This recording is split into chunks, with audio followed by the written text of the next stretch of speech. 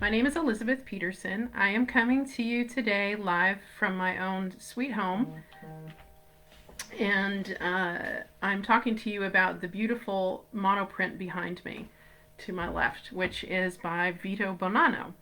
Vito was born in 1983, and he is based in Madison, Connecticut. He's in Connecticut and also in New York City.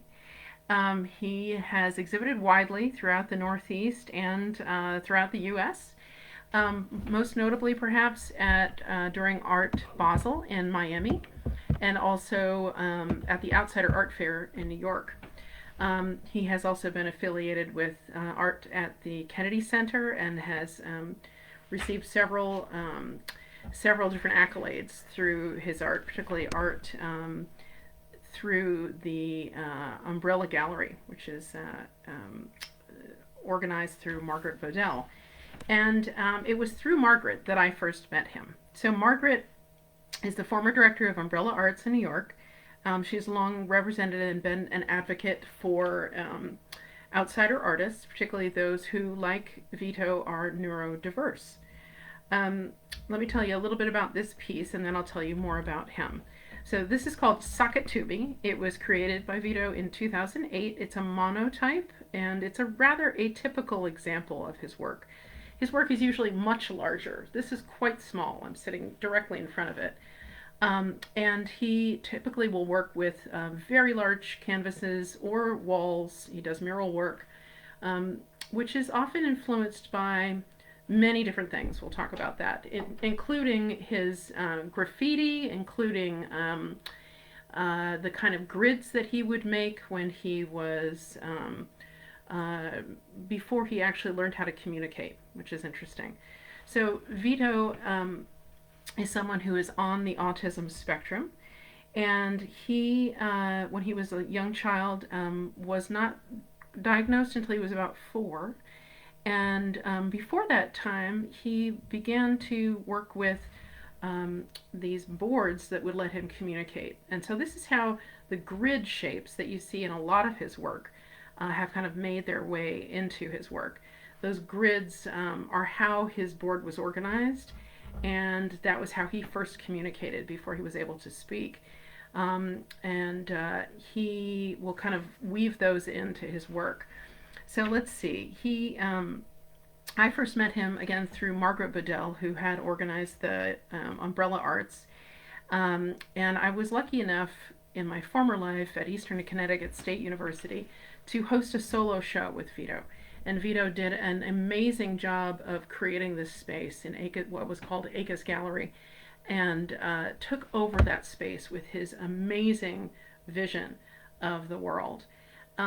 And he really explained this to me in so many words that because he cannot stop thinking about particular things, whether it is the precise organization and colors and quantity of traffic lights throughout as many towns in Connecticut as he's ever been to, which he just knows every single one of them, precisely how they're organized, the timing of each one, if anyone is unusual.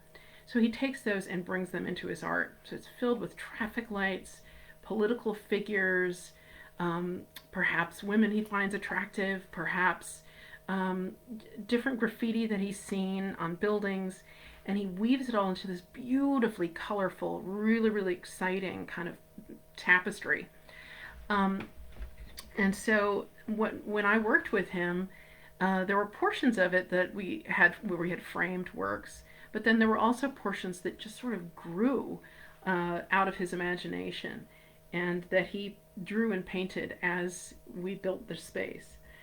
I found online here a quote from him, which I think is really, really telling and beautiful. He says, this describes his art and his process. So this is from Vito himself. Quote, "If you could take a look inside everything I am, mind, body, and soul, you would see the images and feel the emotions I put into the canvas. My art is a true example of who I was and what I was feeling during the days and the one piece that was created. Those factors determine the images and colors that are used. and why many of my pieces are multi-layered, because they resemble the multi-layered chaotic thought process of images and thoughts that call my mind their home. My mind is a place where images, thoughts, and words float around in a bumper car-like world, crashing and speeding in all directions.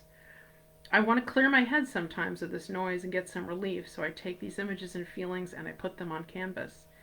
Over months of working on a series of works, this process gets repeated and layers are added. So this goes on. This is from a really exciting, this quote, a really nice bio done by artlifting.com for him. And I'll mention too that, and I'm going a little long here because I really want to support Vito. His website is vitobonanno.com, VITOBONANNO.com. He's also on Instagram at Vito Bonanno Art, and Twitter, same handle, Vito Bonanno Art.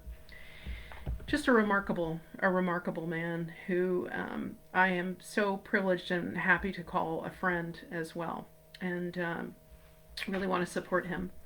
So let's see. Next week, and that was way over 5 minutes, but I hope you enjoyed it. And next week, John Tilford will be back at Oglethorpe with 5 Minute Museum on Tuesday, February 1st. And we'll head back into our spring semester. Thank you so much, and have a lovely rest of your week.